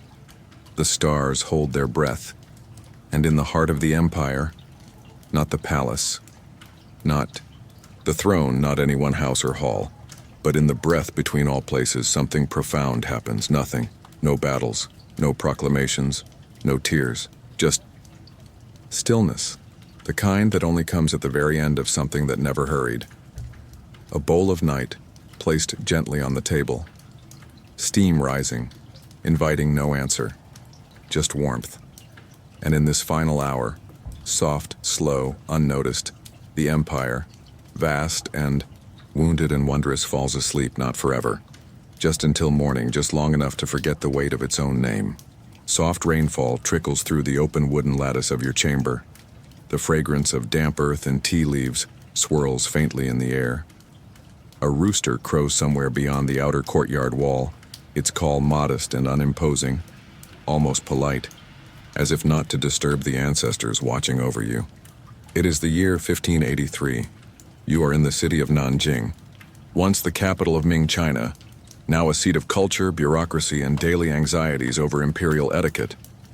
Your name is irrelevant, for in this tale your identity is gently suspended. You are simply you, and you have awoken in a time that is both beautiful and alarmingly unfamiliar. The mat you lie on is woven from reed and straw, surprisingly firm, surprisingly cold. No mattress, no pillow, at least not in the sense your 21st century spine would prefer. Your sleeping robe, dyed a faded ochre with hints of once vivid red, is stiff with starch, not discomforting, precisely, just different. The silk lining scrapes softly with each movement like a whisper from a previous life. A servant, a young boy of perhaps 12, enters with lowered eyes, bearing a basin of cool water and a folded towel. You nod, unsure whether that's the appropriate gesture. He doesn't react. He places the basin on a low table, bows stiffly, and departs. No words. In this world, speech is rationed more strictly than rice in a famine, especially when you're not yet dressed. Washing is a solemn ritual. You dip the towel into the basin, noticing the scent of mugwort. You wash your face, hands, and neck. Teeth brushing is not a thing, but chewing on a twig of aromatic wood gently roughened at one end to form bristles will suffice. You dress in layers, 2, sometimes 3. Your inner robe is white, the outer robe a soft gray-blue. No buttons. Everything is tied, wrapped, or tucked with meticulous precision. Even a sleeve falling loosely is considered mildly scandalous. You haven't even had breakfast yet, and already you're stressed. And then there's the hair. Unless you are a monk, your hair must not be cut. It is bound into a topknot, then secured with pins and a cap. For women, the process is longer, more elaborate, and significantly more painful. But even as a man, you discover your scalp is tender. The hair is pulled back tightly, and you wince involuntarily. You've begun your day with what feels like a migraine in the making. You step outside. The courtyard is serene, symmetrical to an almost obsessive degree. The stones beneath your feet are still wet with morning dew. A small pine tree, pruned into polite obedience, stands to your left. To your right, a rock sculpture arranged by someone who likely spent decades learning the aesthetics of imbalance. You are surrounded by stillness, but inside your heart beats just a little faster. You're terrified you might step somewhere inappropriate. It's time for breakfast. Or, rather, your first ritualized confrontation with social hierarchy. You are a mid-level scholar official, or at least that's what your clothing and residence suggest. This means you dine separately from your household servants, but well beneath the grandeur of nobility. A bowl of congee awaits, a rice porridge, bland but warm. It's accompanied by salted duck egg, pickled mustard greens, and a small dish of fermented tofu that smells dangerous. You try a little. It's intense, like cheese, soy, and thunder in your mouth. You appreciate the novelty, your stomach does not. Tea is served. It is not the bright, perfumed blend you're used to. It is bitter, green, astringent. It scours your mouth and, strangely, clears your mind. You stare out the window as a bird lands on the stone fence. For a brief moment, everything is peaceful, and then the gong sounds. It's time for your duties. Imperial China runs on timetables stricter than trains in Germany. Your presence is expected at the local yamen, an administrative office governed by Confucian rituals, bureaucratic etiquette, and subtle warfare disguised as paperwork. You are not ready, but you must go. As you prepare to leave, a servant hands you a scroll. It's today's appointment list. Written vertically in delicate brushstrokes, it includes a minor land dispute, a tax reassessment, and, most concerning, a matter involving the theft of sacred temple incense. You have absolutely no idea how to handle this. But that's tomorrow's crisis. For now, you step into the street where the dust of centuries rises softly beneath your shoes. You're a stranger in a familiar land. Every face you pass is etched with time and caution. The language is yours, but not the tones, not the cadences. You bow too deeply at times, too casually at others. You make eye contact when you shouldn't, and avert your gaze when boldness is required. Every step, every breath feels like an exam, and in Imperial China, failure is not just awkward, it can be fatal. But just before the scene fades, as you round the corner and face your first formal encounter with Ming bureaucracy, you notice something. A child giggles. A dog naps beside a stall. A scholar hums under his breath while balancing a tray of inkstones. Life, even here, is not all precision and pain. There is softness. There is warmth.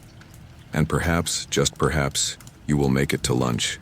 The yamen stands like a solemn guardian at the edge of the administrative quarter, its tiled roof curved in perfect symmetry, eaves painted with symbols of order, wisdom, and relentless bureaucracy. You pause at the threshold, taking in the rows of civil officials, each clad in robes of rank-appropriate hue. Most wear the dull blue-gray of modest influence. A few sport deeper, more distinguished blacks. One, a figure hunched over a tablet, wears vermilion. You avoid him instinctively. Authority here does not announce itself, it radiates. Stepping inside, you are immediately assaulted not by noise but by the absence of it. Conversation is a quiet, folded thing, passed in hushed tones and head tilts. The scribe at the first table barely glances at you before flicking his brush in acknowledgement. You are expected, not welcomed, simply accounted for. You move toward your assigned station. A low table with an inkstone, 2 brushes, and a short stack of unresolved petitions. Beside you, another official, a gentleman with eyebrows like broom bristles, grunts softly and sips his tea without offering any. The silence between you is not hostile, but it is layered. He has served 10 winters more than you. That alone grants him the right to ignore you with civility. Your first task: interpret a dispute over a pig. The scroll is stiff and smells of sandalwood. It details a quarrel between 2 families over a sow who allegedly strayed across property lines and consumed 6 root vegetables of substantial size. One party accuses the other of sabotage, of purposely luring the pig with salted turnip peels. The other counters with a claim of moral superiority, citing their ancestral offerings made with utmost sincerity the week prior. There are no laws about pigs and root vegetables in the Imperial Code, not explicitly, but there are principles. And Confucianism is not light reading. You skim your annotated Rights of Joe and remember something vaguely about agricultural harmony and moral intent. You summon the parties. 2 peasants shuffle in, one wearing a straw hat patched with linen, the other with a robe tied by an old fishing net. They glare at each other, then at you. They bow, though not low enough to indicate fear. They know you're new. You listen. You nod. You ask 2 questions. What was the pig's name? And did anyone witness her movements? Silence. Then laughter, from both men. The moment diffuses. You lean forward and suggest a compromise. The root vegetables are reimbursed and dried. Fish and the sow be kept tethered with proper fencing approved by the village headman. Neither party is satisfied, but both agree. You feel for a fleeting second competent. Your second task is far worse. A merchant claims his competitor slandered him by declaring that his rice had the flavor of river clay. This, he insists, has cost him several clients. He demands restitution. His rival counters by accusing the complainant of under-measuring weights, a serious charge. You must decide whether either claim holds enough merit for formal inquiry. Your scribe, seated, slightly behind and to your left, clears his throat. This is not a sign of illness, it is a warning. Don't involve yourself too deeply. Petty vendettas are the lifeblood of commercial life. If you mediate now, you may be asked to intervene again, and again, and again, each time with greater stakes. You issue a statement. To compare rice to river clay is a metaphor, and metaphors are not indictments. You advise both parties to fast from rice for 1 week and reflect on their business practices. It is the bureaucratic equivalent of telling them to go to their rooms and think about what they've done. The third case is harder still. A monk reports that someone has stolen a bundle of incense from the temple, incense dedicated to the local mountain god. He suspects a boy from the next village over, whose family has been in debt to the temple for 3 seasons. The boy has not been seen for 2 days. You pause. There is no easy resolution here. The boy, if guilty, risks public punishment, or worse, being labeled a thief in the registry. If innocent, the temple's wrath might still fall on his family. The monk, elderly and stone-eyed, waits with the stillness of a judge carved in basalt. You ask for time. This earns you a nod. Delay, in bureaucratic terms, is not cowardice. It is prudence. Outside the chamber, your colleague with the broom bristle, eyebrows, speaks at last. You handled the pig well, he says. You smile, he does not. But your incense matter, be careful. Temples have more power than magistrates sometimes. You nod, unsure if this is advice, warning, or challenge. As the sun dips behind the tiled walls, the yamen begins to dim. Paper lanterns are lit, casting a soft amber glow across the parchment stacks. You write a brief summary of your judgments, affixing your seal with care. The red ink stains your thumb, a quiet badge of survival. You leave as the bell tolls. Your robe feels heavier than this morning, your mind cluttered with half-formed judgments and unspoken hierarchies. A hawker offers you a skewer of roasted chestnuts. You decline at first, then double back. It is the first decision today that is purely yours. As you step back into your courtyard, greeted by the familiar trickle of water and the faint trace of incense, you realize something strange. You survived, not just physically, but intellectually, emotionally. You navigated the bureaucratic fog of Imperial China. You did not offend your superiors. You were not summoned for questioning. You even settled a pig feud, but you also know tomorrow will not be easier. And somehow that's oddly comforting. Evening in Imperial China descends not with a fanfare but with a hush. The sun's final rays brush the rooftops like fading silk, leaving behind a palette of dusty gold and pale gray. In the courtyard, the shadows stretch long and deliberate. Crickets emerge from the stones. A single candle is lit in your chamber, its light soft and honey-colored, casting a flickering dance against the paper walls. This is not a world of electric brightness or midnight errands. Here, night means retreat, stillness, and sometimes ritual. You sit on a low stool as your house servant, silent, efficient, brings in the evening basin. This time the water is warm, scented faintly with ginger. You wash your face again, as is customary, and your hands. Clean hands are an offering in themselves, to the self, to the household gods, and in a subtle way to your ancestors. The ancestral altar stands in the north wing of your home, elevated slightly above eye level, framed by 2 tall red candles, and guarded by wooden figurines of dragons. It is not imposing, but it is magnetic. You feel its presence through walls, through time. Tonight you are expected to make offerings. You carry a small tray, incense, a bowl of rice, and 2 pieces of candied fruit. Nothing extravagant, just sincerity. You bow 3 times, slowly, deeply. On the 3rd bow, you linger, not because anyone told you to, but because it feels right. You place the offerings carefully, then light the incense. The smoke curls upwards like a question rising into the dark. Behind you, someone clears their throat. You turn, startled. But it's only the housekeeper come to remind you of the evening reading. It is customary in educated households to read aloud before bed, not for entertainment, but for moral alignment. Tonight's selection, a passage from the classic of filial piety. You read it softly, your voice barely above the whisper of the flame beside you. It speaks of the virtue of obedience, the power of silent suffering, the importance of sacrificing personal joy for family legacy. It is not comforting in the modern sense, but in this time, comfort is not the goal. Clarity is. After reading, you are served a light supper. Thin rice gruel, a sliver of boiled fish, and a cup of chrysanthemum tea. You eat in silence, not because you must, but because the day has been loud with thought. The quiet is a balm. As you sip your tea, you hear it.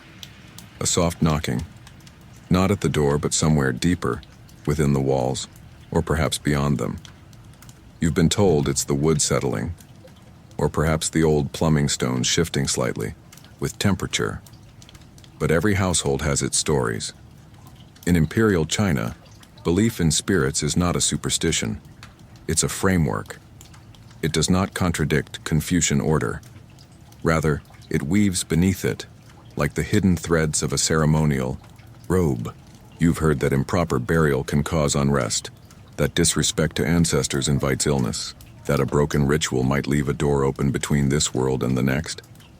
Tonight you find yourself lighting another stick of incense, not for the altar this time, but for yourself.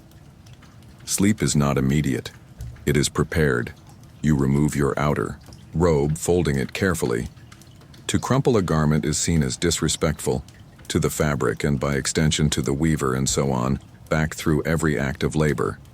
You lie on the mat again, now slightly warmer than in the morning. You adjust the woven cover over your legs. Your servant extinguishes the candle. The darkness is complete. And then, a flute. Faint. Far away. A melody rising like fog from an unseen street musician, or perhaps a ghost from a neighboring rooftop. It is not eerie. It is wistful, the kind of sound that makes you think of lives long past, of lost love, of letters never sent. You close your eyes, but sleep still evades. The door slides softly. A shadow enters. It's the old tutor, the one who lives in the East Wing. He offers no explanation, only sits beside you and begins to speak. He tells you the story of a general who dreamed of plum blossoms the night before a great battle, of a widow who spoke to her husband's spirit through the smoke of a cooking fire, of a child who remembered, with perfect clarity, the face of his grandmother, even after she vanished in the river mists. He speaks not as a teacher, but as a keeper of gentle ghosts, and as his voice fades into silence, so too does your waking mind. You do not dream, not in the way you know dreams. Instead, your sleep is filled with images. Rice stalks waving in slow rhythm, ink drying on a scroll, the bow of a boat drifting under moonlight, and always, always the steady whisper of the past. You have lived only a single day in Imperial China, and yet, as night settles like ash upon the rooftops, you feel as though you've lived 100. They say the emperor is the son of heaven, but to the people, heaven is far away. This morning, you awaken not in the scholar's chamber, but in the shared hut of a farming family nestled just outside the city gates. For tonight's chapter, we step sideways, not forward in time, but across the fabric of society, into the worn shoes of someone simpler, quieter, and perhaps closer to the truth of empire. You are Leon, a weaver's daughter, or a village scribe's apprentice, or perhaps just a storyteller, born beneath a fishing net strung up to catch not fish but breeze. Whoever you are not noble. And yet you carry something more precious than jade. Perspective. The rooster crows, but your grandmother has already been up an hour, stoking the stove, preparing congee with millet and onion slivers. She hums a tune no one remembers the name of, perhaps no one ever knew. In it is laughter, grief, and the slow churn of centuries. You sit beside her, folding fans for market day. Painted on each is a scene, a plum blossom, a crane, a mountain, peak. But behind each image is another layer, an unspoken thought, a hidden message. On one fan is a man in yellow robes standing upon clouds. He is the emperor. But look closely and you'll see. The artist has painted his eyes closed, not in serenity, in blindness. You ask your grandmother what people think of the emperor. She does not answer immediately. She pours tea instead. Then, after a long silence, she says, "We think of him the way we think of thunder." You frown, waiting. When it comes, she continues, it is loud, frightening. It makes us look to the sky. But when it is gone, we return to our planting. Because rice does not grow by thunder, you chew on this quietly. In the village, the emperor is not a face. He is a presence, distant, symbolic, woven into rituals like incense smoke. He is mentioned in toasts during weddings, invoked in lullabies, feared in edicts. But no one here expects to see him. He is both everywhere and nowhere. The older men at the tea house speak of him with caution. They call him Tianzi, the son of heaven. But in hushed tones, over cracked cups, they murmur what they really feel. He is not a father. He is a season. We endure him, not because we love him, but because we must. Others are more poetic. A wandering poet who passed through last summer, dirty feet, sharp eyes, left behind a verse scratched into a bamboo wall. Beneath silk banners we till the dirt the emperor dreams we lift and hurt. His shadow walks but never bends and never sees where the plowman ends. You found it haunting then. Now you find it true. The day moves on. You walk to market with your mother, fans bundled under your arm. Along the way you pass a group of officials, robes stiff with protocol, brows stern with duty. One wears a jade pendant. The villagers bow. You do too, but your eyes linger. You wonder how close that man has come to the emperor. You wonder if he's heard his voice. You wonder if it sounded human.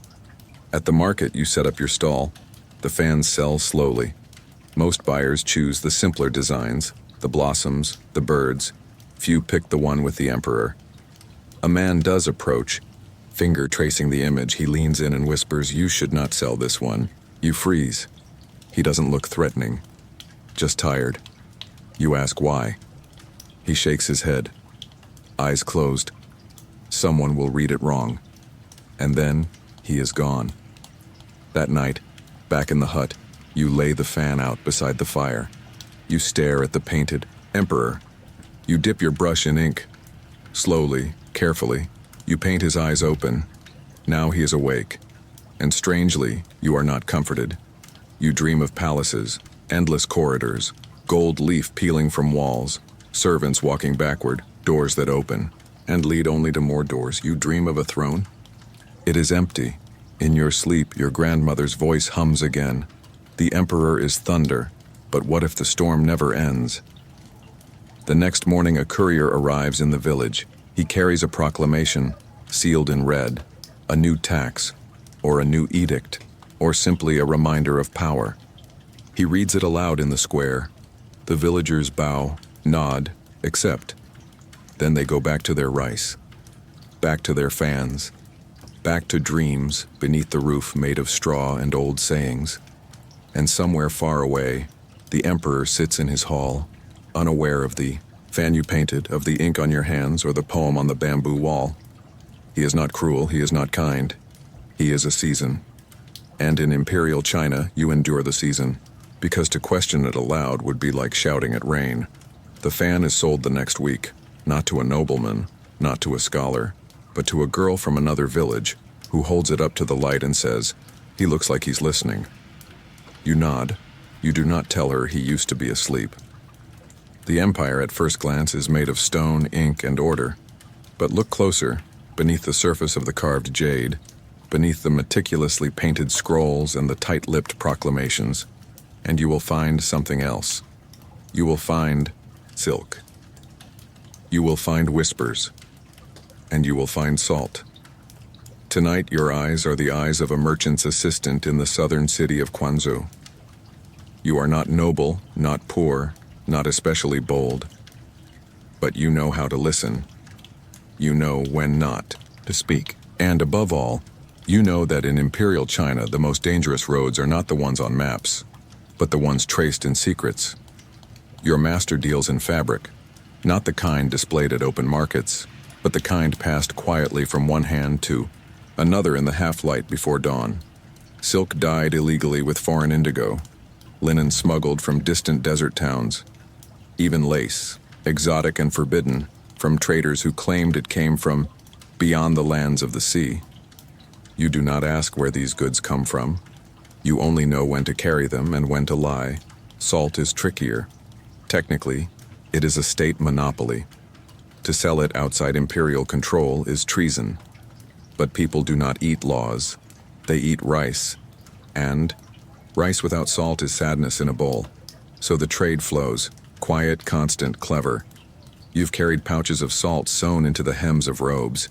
You've hidden it in candle molds, in bamboo flutes, even once in the hollow handle of a parasol. At first it frightened you, but now it's simply routine. You are not rich, you are not noble. But every handful of salt sold off the books makes you a little less invisible. Then one day everything changes. You hear of a man. They call him Ghost Needle. No one has seen his face. He leaves messages by cutting tiny symbols into pieces of silk. He never meets the same contact twice.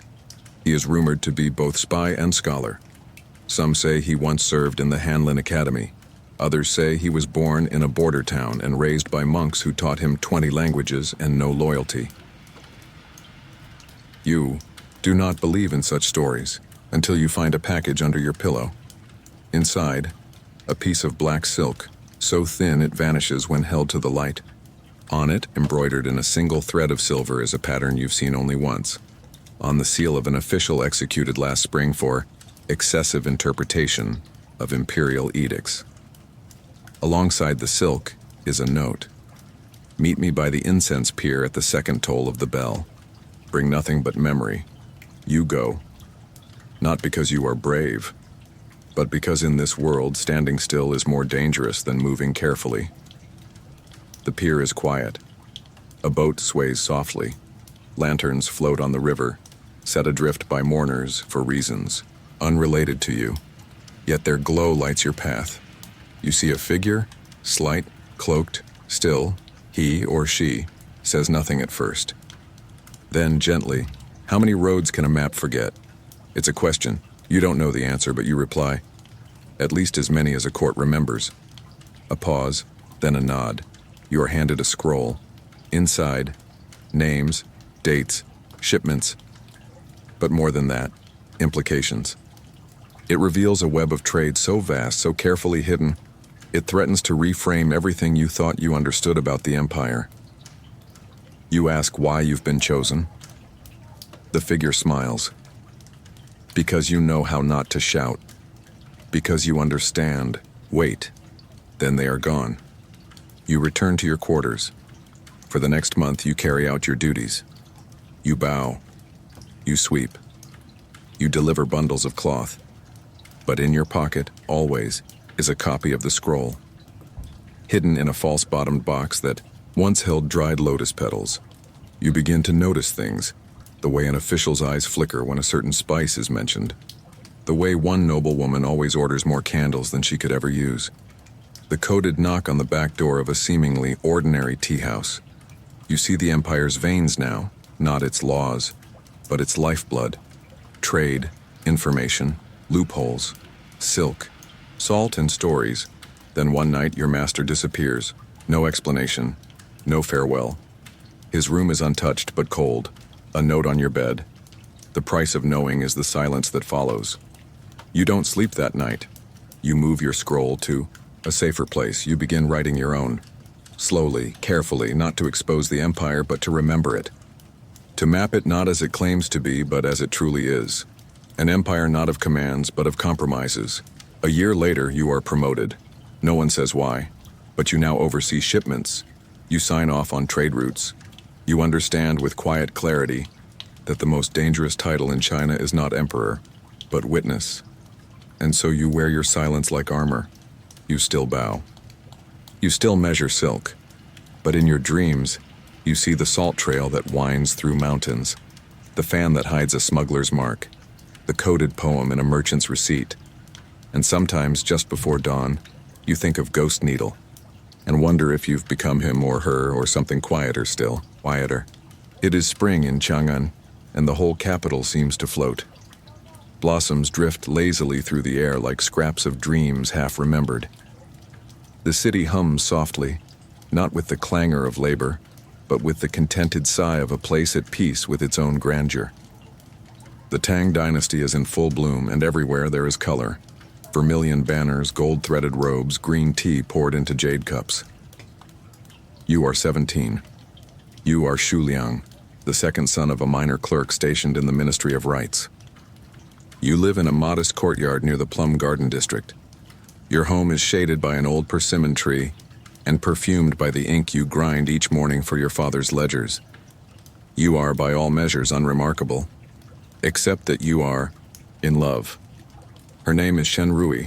She is the daughter of your father's schoolmate who visited from Luoyang one summer. She stayed for 13 days.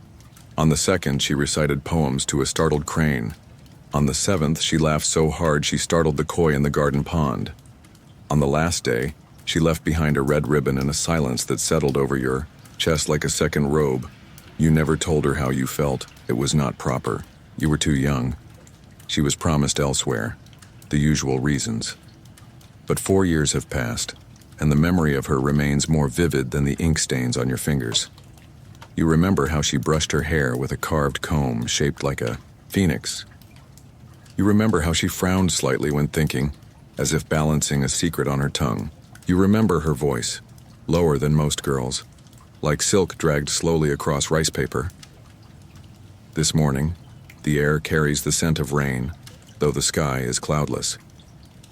You walk to the willow bridge, where she once paused to fix the strap of her sandal. The willow branches sway as if listening. Your heart feels strangely light, like something important is about to be remembered. You pull out a folded letter. You've rewritten it 9 times. This version is simple. Under the willow's shade, I remain as the stone beside the pond, unchanged though the waters rise and fall. If you remember, let silence answer. There is no name, no flourish, just your hope pressed into words. You place it beneath a loose tile at the bridge's edge, a hiding place both discreet and absurd. Anyone could find it, or no one. You walk away and wait. The days begin to stretch. Spring yields to the sultry restlessness of summer. You throw yourself into study, your brush dancing through Confucian commentary and civil code. Your father hires a tutor. You rise before dawn and copy texts by lamplight. You grow lean. Your knuckles ache. You forget meals. You do not forget the letter. You visit the bridge 3 more times. Each time it is there. Then one day, it is not. You feel no panic, only a quiet pang, as if a string somewhere inside you has loosened. You tell yourself it blew away in the wind, that a child found it and used it as kite paper, that a bird stole it for a nest, that she never saw it, or that she did. You pass the Jinshi exam with respectable marks. You are appointed to a minor provincial post, then transferred twice. You marry a quiet woman from a reputable family. She is kind, good with numbers, and never asks about the way you pause near willows. You have 2 daughters. You name the second Rui time like a patient stream carries you forward. Years later, your work brings you back to Chang'an.